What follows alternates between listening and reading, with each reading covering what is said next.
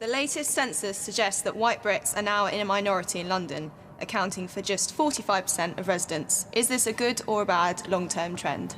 The latest census suggests white British-born are now in a minority in London, 45% of residents. Is it good or a bad trend?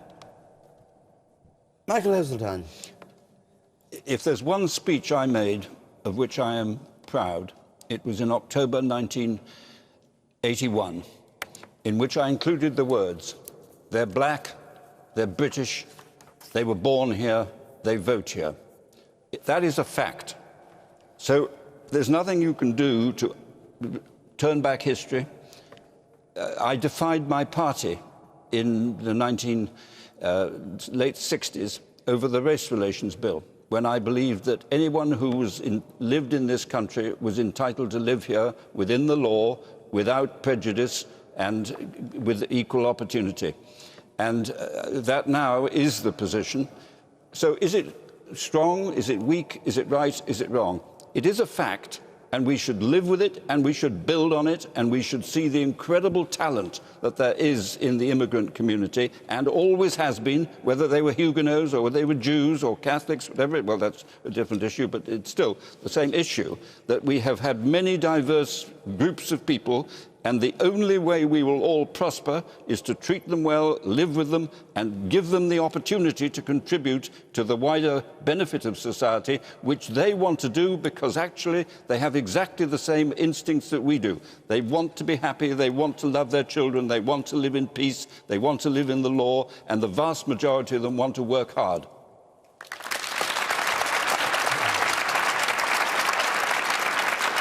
Kate, does that answer your question? Yeah, I think so. I mean, but I just wanted to know everyone's views on that. All right. What do you think, Peter Hitchens, about the balance that she's described? Well, my gorge rises at the use of the word white. The issue should never be, and really should never be, the colour of somebody's skin. I thought we all very, very long ago accepted that what mattered about somebody was not the colour of his skin, but the content of his character. And I'm not interested in what colour they are. So why does the census collect this data? Well, I don't know. I think what we're really talking about here is something else. Because the real question is, does a country which has a very large amount of immigration adapt to the immigrants, or do the immigrants who arrive in that country adapt to that country?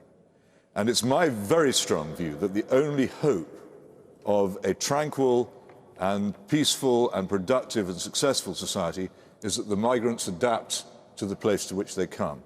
And for very many years we have not been encouraging or indeed helping them to do that. We've been encouraging through a policy of official state multiculturalism that people should stay separate and should remain within their migrant communities, and we have not created a single British nationality. There are various feeble efforts to make them take exams in how to claim social security benefits or who was Winston Churchill. That is not the same. We have ceased to be proud of our own country, culture, history, religion, language, and we haven't asked our new citizens to be proud of them either. And we now see the result of that. It's not a question of whether they're white, it's a question of whether they're British. And my fear is they're not becoming British, and that Britain is ceasing to be Britain. And that is a very great shame, both for us who were already here and for those who have come. You, sir, in the second row. I had the privilege to be a games maker during the Olympic Games last year, London 2012. We would not have got those games had we not been a diverse and international city. I had the privilege of meeting citizens of 20, 30, 40 different countries during my time as a games maker. And I said to them, what do you think of the Olympics? What do you think of London? And the common response that I got, wherever in the world they came from, is, London is my second favourite city. London is their second favourite city because of its diversity, because of its international perspective, because of its history. OK. And the person up there on the... Yes.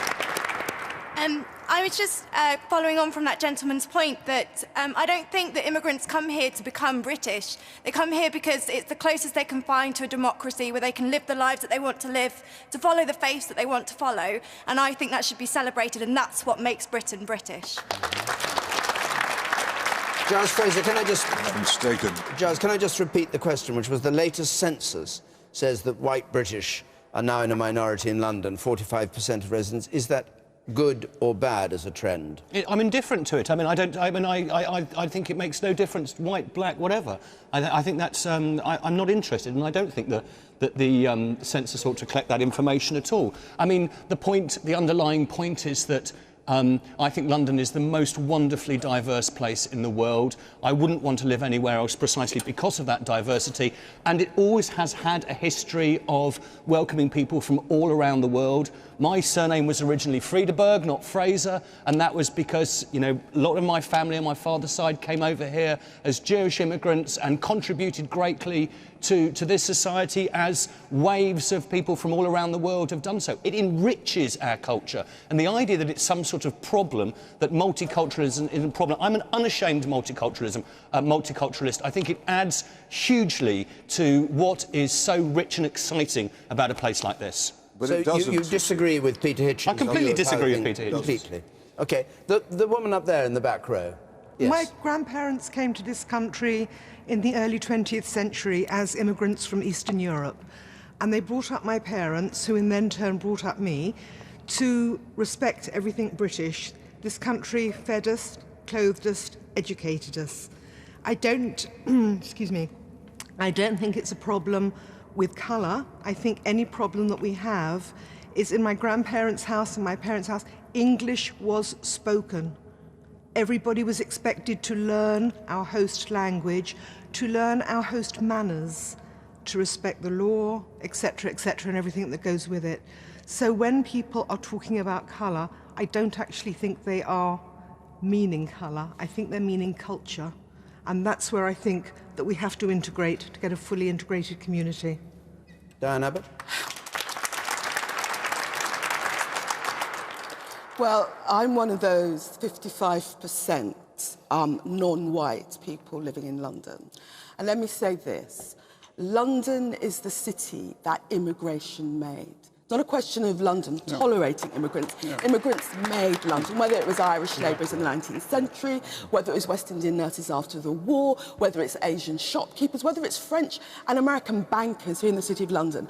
London, all the great world cities, London and New York and Paris, they are cities that have been built by immigrants that attract people from all over the world. And as for the talk of how we non-white Britons have to adapt to British culture, there is no group of people more passionately pro-British, more passionately pro-royalty, actually, than the working-class West Indians amongst whom I grew up. It is a very crude assumption to assume that because you were born overseas, you don't love this country and don't love the royal family.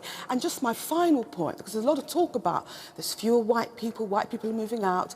The demographic patterns in London are to do with class, not colour. My parents came to this country, lived in Paddington, Notting Hill borders. They moved out to Harrow, then they moved out to Edgware. Now my brother lives in Buckinghamshire. That's not white flight. That is people gradually moving up the social ladder. Class is the issue, not race. I'm proud to be a Londoner. I'm proud London is one of the most diverse cities on the planet, and it's its diversity which makes it a great city. Okay. Well, I agree with everything Diane's just said. I mean, as it happens, have a racially mixed family of my own. I don't know whether my 3 children and grandchildren are regarded as white or non-white on your definition. I mean, I think the distinction... The census yes, well, it's offensive to try to draw conclusions based on it, and it takes us back to the kind of South African apartheid era. Do you think the census should abandon the idea of I think colour? It should, actually. I was opposed to it in the first instance. I don't think it adds anything, and it creates unnecessary division. Well, but going back to the original question, is this good or bad? I mean, what is bad is if you get segregation and ghettos. I mean, some American cities have got that form. I don't think there's actually happening in London. I think London is a much more mobile, vibrant, city, and our ethnic minorities do actually spread out. I represent a constituency in southwest London, Twickenham. When I first went to live there, it was almost exclusively white. Now there's a ethnic minority population of, what, 10, 12%. It's a much more mixed community. This is happening throughout the UK, and that's desirable and right. Where the public debate, I think, is not about race, and it shouldn't be about race, whatever that means. There is an argument about migration, and in fact, much of the migration in London has been from Eastern Europe. It's from Poland, Lithuania, and of course they make a positive contribution to the economy. But the migration issue is quite separate from the white, non-white thing, which I really think we should bury. OK. David, can I just... Yes, Michael, just in a second. Yes, to you, and then I'll come to you, Michael. Yes. There's an article on the BBC webpage about this, BBC News webpage, highlighting that I think it was a white population the size of Glasgow has left London. So it is white flight, which kind of highlights that this integration isn't happening. It's a class issue. It is not the case that white Londoners look at an area and think, oh, there's lots of black people there, I'm not moving there. Middle-class people are moving into Hackney, into Brixton, even moving into Brent, which was a very West Indian area when I was a child. There's an issue about class. The issue about colour is, I think, a misnomer. Michael Heseltine. Well, I think the fascinating thing to me is that London is, we all know, enormously diverse today, and Boris Johnson has just become an elected mayor, and that says something about the spread of interests that exist. But the second... I don't follow that one. Well, it is, because if it was a sort of class phenomenon and the poor and all that and the blacks... They wouldn't have voted for Boris. They wouldn't have voted for Boris. So what Boris has achieved is very interesting, but the point I wanted to make is a different one, about the census. It so happens that in a job I'm doing for the government at the moment, we're looking at the ethnic mix of Birmingham. And you can get statistics which show that the unemployment levels in Birmingham are bad compared with other parts of the country. But if you then look at the ethnic mix of certain communities, you find that they are very significantly Pakistani or Bangladeshi. And the women in those communities, for cultural reasons, don't want to work on the same proportionate levels as other groups of people. So by knowing the racial mix, you realise that it's not that the economy isn't working in those areas, it is simply that the culture within those families persuades the women not to try and work. So it can be helpful in knowing what the problems are. OK. Do you agree with that? You, sir. Well, before everyone jumps on the bandwagon that Britain is losing its Britishness, I'd like to ask people like Peter Hitchens, define being British. Sorry, what's the question? Define being British. He wants you to define being British before you assert that Britain is losing its Britishness. Oh, well, I don't think David would allow me to go on long enough. David won't allow you to go on very long, I can tell you. No, I'm not. I can't. One of the things about it is it couldn't be defined in a rapid answer. I've written a rather good book about it, though. All right, and nor will he allow you to promote your book. You're welcome to read. All right, you have to talk to him afterwards, get the book, and we'll do it that way.